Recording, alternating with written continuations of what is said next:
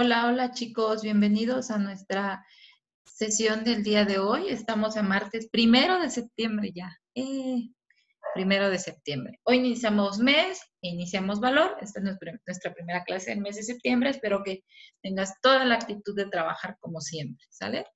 Iniciamos el valor de la libertad, ¿sí? Hoy hablaremos de las expresiones culturales, ¿sí?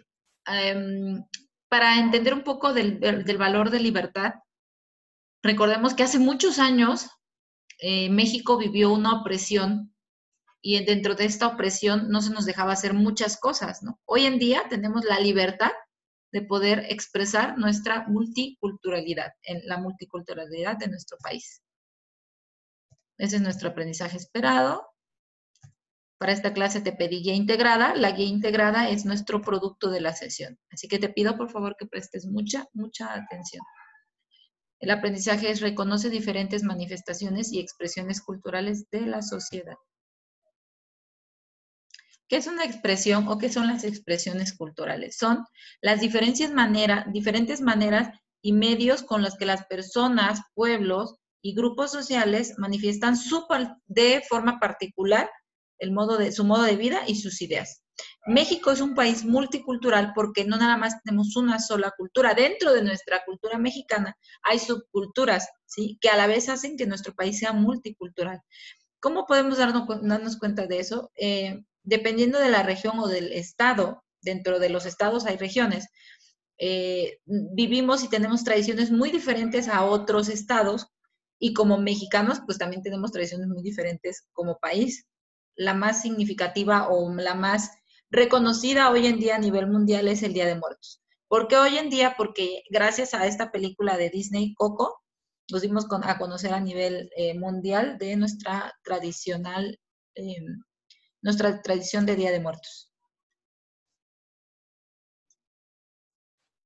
Ok, fíjate que las tradiciones y las costumbres en nuestra historia, aunque pensáramos que es diferente, eh, así como ya existían tradiciones y costumbres en las comunidades o los pueblos, llegó un momento en el que, y que ellos los transmitieron a la población que vivían en ese lugar, al emigrar estas personas de ese lugar y irse a la ciudad, en la ciudad adoptaron nuevas tradiciones y costumbres, ¿sí?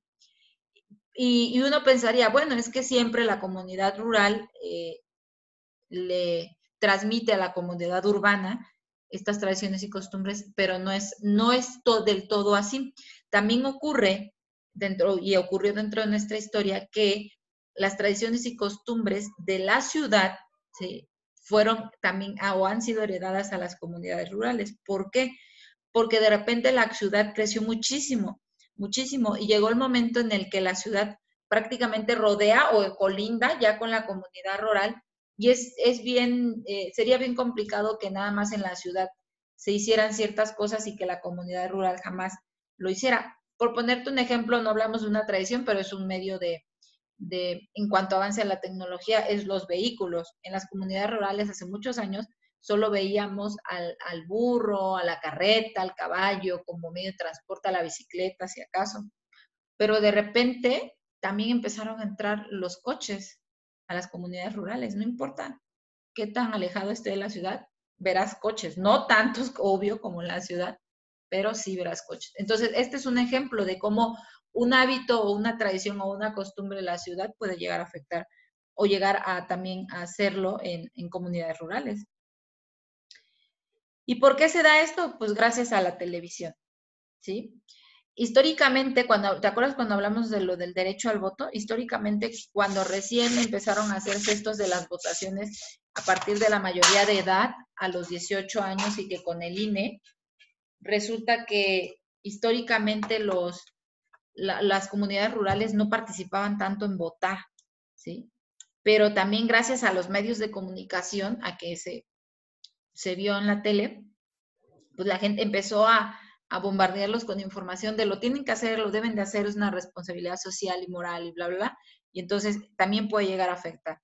Otra cosa es toda la mercadotecnia, todo lo que se produce y se consume en ciudad, Por supuesto que llega a las comunidades rurales también, y mientras en las comunidades rurales haya televisión, por supuesto que la mercadotecnia también puede llegar ahí y también pueden llegar esos productos. Cuesta un poco más llevarlos, pero también pueden llegar a las comunidades. El cine es otro medio de comunicación masivo que impactó o impacta, ¿no? A esta transición, porque de repente las comunidades rurales quizás es que no vayan al cine, pero quizá compran películas, ven las películas y ven lo que hace una gente de la ciudad, ve cómo se comporta, cómo se viste, la rutina, y entonces también ellos van adoptando ese tipo de conductas, ¿no? Y bueno, el Internet, ni se diga. Otro medio de comunicación que también influye, pues en los periódicos y las revistas. Y esto no importa si eres de comunidad rural o urbana, ves una revista y ves una modelo y tú te quieres parecer a él o a ella, ¿verdad? Bueno, dentro de esta parte de multiculturalidad que te decía, mexicana, ya hace algunos meses hablábamos del impacto de las décadas anteriores a 1970, cómo influyó esta parte artística, musical, del cine, de la televisión en México. Aquí estamos hablando de la década de 1970 y 1980, ¿sí? Los principales escritores destacados de esa época fue José Juan Arriola, Octavio Paz, que es un premio Nobel de literatura, y Carlos Fuentes, que también tenemos como representativo. Juan Rulfo, yo recuerdo que en la secundaria a mí me ponían a leer sus novelas. Ahora, en el cine, fíjate que a mí me tocó, cuando yo era de tu edad, me tocó un cine mexicano que era de menor calidad, pero ahora que soy adulta me doy cuenta o entiendo que también tenía que ver mucho que al cine no se le daba el reconocimiento o valor que se le da hoy en día, ¿sí? México siempre ha tenido cine de arte, ¿sí? México siempre ha tenido directores muy buenos, actores también muy buenos, pero en el país, nuestro país, la cultura que nosotros teníamos del cine era visto como algo más, pues para empezar, siempre nuestro cine era como más chusco a nivel mundial, porque teníamos acá como representantes a Cantinflas, a Clavillazo, al, al Santo, ¿no? O sea, imagínate, qué referentes teníamos, ¿no? Y en el mundo éramos vistos así, ¿sabes? Como que, ay, en la película mexicana, de seguro es de chiste, ¿no? O después se dio un tipo de película que era como muy cruel o muy duro en cuanto a la realidad, el lenguaje que se utilizaba, las cosas que ponían. A pesar de que era un cine bueno, no estaba al nivel del cine mundial, ¿no? Y es recientemente, estamos hablando de los 2000, de los años 2000 para acá, que el cine mexicano ha incrementado mucho su calidad. Con decirte que ya ganamos premios Oscar. Y quizá tú no sepas, o sí, que es el premio Oscar, pero bueno, el premio Oscar es el mayor reconocimiento que se le puede dar a un cineasta, ¿sale? Entonces, estos tres que están acá ya obtuvieron sus premios Oscar por mejor director, algunos también por mejor película, ¿sí? Guillermo del Toro es uno de ellos, Alejandro Iñárritu y Alfonso Cuarón. Te los presento, seguramente si tú eres fanático del cine y has visto los premios y nominaciones Oscar, pues ya los habrás visto ahí. Bueno, y también a qué crees que se debe o se debió que la parte cultural en México fue incrementando, ¿sí? El muralismo en México también tuvo mucho auge, lo veíamos la sesión pasada, porque se le dio el valor, nosotros como mexicanos. De repente es como los demás, los de otros países dicen que está padre mi trabajo, pero en mi país no me lo reconocen. Entonces iniciamos por eso, porque en México al arte, a esa parte del arte, se le dio un valor. ¿Cómo? Pues primeramente creando un consejo. Así como al INE y las votaciones y la democracia en su momento también se le tuvo que hacer crear una dependencia para que se le diera un mayor respeto o una mayor importancia, pues también lo mismo pasó con el arte. Entonces se creó el Consejo Nacional para la Cultura y las Artes, CONACULTA, en 1988, ¿sí? Y se creó principalmente pues para promover la educación artística, la cultura y la participación social. Este es su logo, no ha cambiado mucho desde entonces, creo que quizá los colores nada más, pero no ha cambiado.